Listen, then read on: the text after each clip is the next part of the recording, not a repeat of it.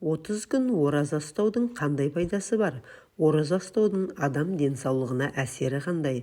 Ауызашар мен сәресіде қалай тамақтанған дұрыс?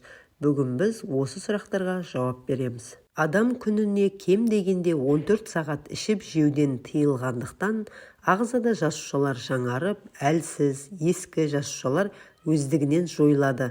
Сондай-ақ ауыз бекіту кезінде дұрыс тамақтанып, зиян тағамнан бас тартып отыратын болса, бұл иммунитетті де күшейтеді. Оразаның адам ағзасына пайдасы өте орасан зор.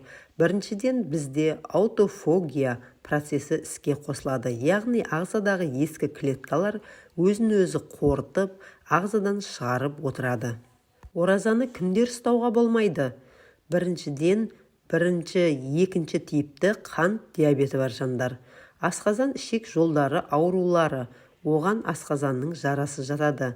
Өтте тас болатын болса, ішек аурулары және де қан қысымы бұзылған науқастарға ораза ұстау денсаулығының нашарлауына әкеліп соғуы мүмкін. Ораза тұту адам ағзасындағы бірнеше оң өзгерістерге әкеледі. Адам ағзасын улы заттардан тазартады, тері ауруларымен күреседі, қант диабетіне тосқауыл болады, қан қоюлануының алдын алады, ас қорыту жүйесінің дем алуына мүмкіндік береді. Ал ораза уақытында қалай тамақтанған дұрыс? Ауызашар уақытында жылы судан бастап ауыз ашу керек. Ол не үшін, не себепті 10-16 сағат аш жүргеннен кейін өт асқазанға бөліну керек? Ол қай уақытта бөлінеді? Тамақты көріп, тамақ ішуге дайындалып жатқанда бөлінеді. Содан кейін жақсы жеңіл тамақтардан бастау керек.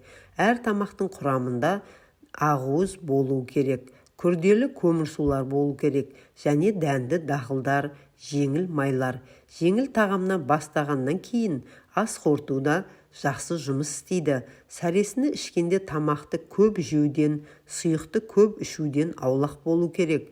Күндіз аштықты сезінбеу үшін, әрі тағам ұзағырақ қорытылуы үшін көкөністер мен дәнді дақылдар, жемістер секілді күрделі көмірсулар жеу керек.